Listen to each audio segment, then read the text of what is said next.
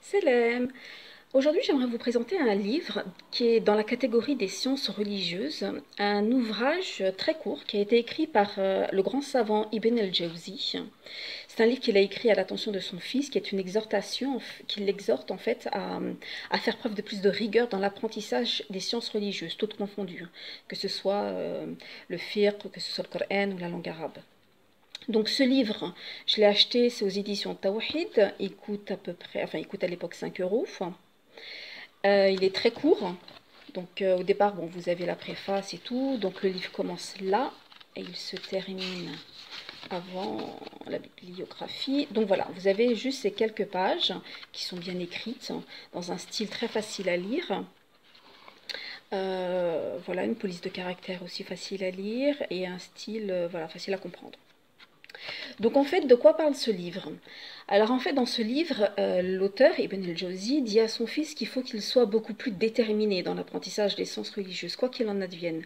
Il lui rappelle en fait que la détermination, elle est relative à chaque être, à chaque personne. Il lui rappelle en fait qu'on n'obtient pas toujours ce que l'on veut, hein. On ne trouve pas toujours ce que l'on recherche dans la vie, mais par contre, il faut qu'on continue à faire des efforts, hein. C'est ce qu'on apprend souvent en fait en religion. On dit souvent le résultat appartient à Allah. Nous, tout ce qui nous appartient, c'est de faire les causes. C'est un peu ça. Il lui dit en fait que chacun d'entre nous va être dirigé en fait vers sa destinée. Il lui conseille en fait l'étude, trois grands domaines au niveau des études de sciences religieuses. Donc le premier domaine, il lui conseille d'approfondir sa connaissance de Dieu, d'Allah.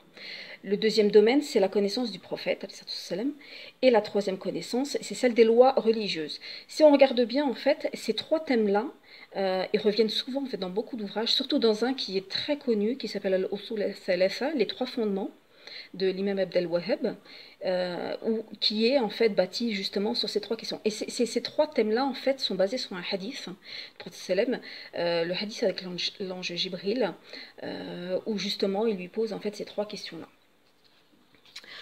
En ce qui concerne la connaissance de l'islam, Ibn al-Jawzi en fait explique à son fils que dans l'ordre, il faut qu'il apprenne ces choses-là. Un, il faut qu'il apprenne les 5 piliers obligatoires. Deuxièmement, le Coran et le tafsir. Tafsir, c'est l'exégèse, c'est-à-dire comprendre pourquoi les versets ont été révélés, à quel moment, qu'est-ce qu'on attend de nous.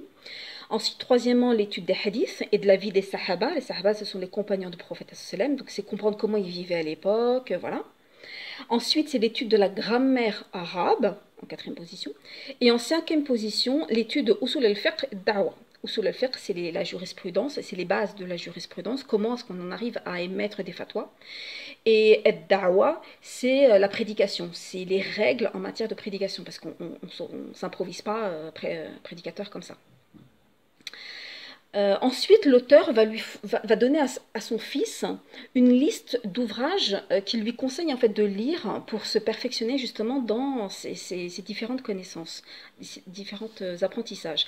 Et j'ai trouvé ça très intéressant parce que c'est vrai que de nos jours on est très noyé, il y a tellement d'ouvrages qu'on ne sait plus en fait où donner de la tête, par quoi commencer. Et là j'ai trouvé ça très bien que l'auteur explique à son fils, il lui dit ne perds pas ton temps à rechercher des livres ici et là, je vais te donner les livres, je vais te dire lesquels tu dois lire. Et si tu les suis, si tu étudies cela, ce sera très bénéfique pour toi. Et je trouve que c'est vraiment très très bien. C'est ce que malheureusement il nous manque de nos jours. C'est ce dont on aurait besoin en fait. Ensuite, il dit à son fils de toujours, peu importe à quel moment il en est dans ses études, de toujours faire son autocritique et de voir comment il respecte sa religion. Parce que étudier, c'est une chose, mais il faut aussi la mettre en pratique. Donc il faut toujours se poser la question, essayer de se voir à travers le regard d'un autre et de se dire, si je devais m'auto-juger, qu'est-ce que je dirais en fait de moi-même, de ma pratique religieuse. C'est ce qu'on dit, c'est ce fameux dicton, juge-toi avant d'être jugé par Allah. Ensuite, il explique que les faveurs que l'on a en fait au quotidien, en fait, elles sont issues de deux choses. Un, de nos acquis personnels et deux, des bienfaits d'Allah. Alors pourquoi il lui rappelle ça? Parce qu'il y en a beaucoup qui se disent oui, mais bon, si j'apprends pas, si j'y arrive pas, c'est parce qu'Allah il veut pas ou voilà quoi que ce soit. Alors qu'en fait non, là ce qu'il lui explique c'est que tu fais le sebeb, tu fais les efforts, hein. Donc il y a une part qui est due, certes, qui vient d'Allah. Il y en a certains qui sont doués de, voilà, comme ça. Et Ibn Taymiyyah, si on prend son exemple, machallah, voilà, il était capable de lire, d'écrire je ne sais combien de livres en une journée. Il y a des gens qui ont ce don.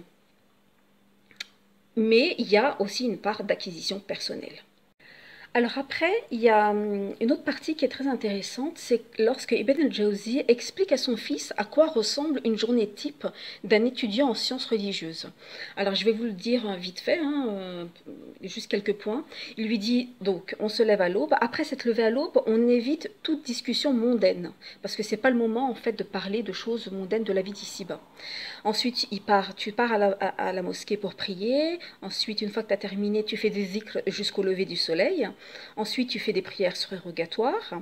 Après, tu étudies les sciences que tu peux selon tes capacités, tes possibilités. Donc, il donne deux exemples. Il parle du perfectionnement du Coran et du fiqh.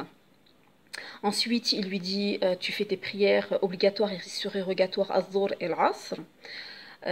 Ensuite, tu reprends l'étude des sciences religieuses jusqu'à l'heure de Maghreb, heure à laquelle tu fais tes prières obligatoires et surérogatoires. Et ensuite, après la prière du soir, après la prière de l'Aïcha, tu révises tes cours, tout ce que tu as appris de la journée. Et quand tu te mets au lit, tu fais du zikr. Donc voilà en fait la journée type pour lui d'un étudiant en sciences religieuses.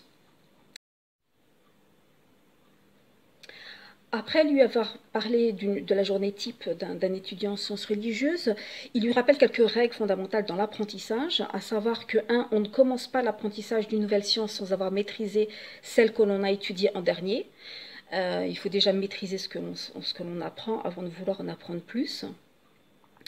Il lui conseille de ne pas pratiquer son science et de ne pas étudier la science sans vouloir la mettre en application. Ça c'est très très important, c'est que de nos jours il y en a beaucoup en fait qui étudient mais qui ne mettent pas en application en fait, tout simplement. Ou alors qui font des choses mais sans connaissance.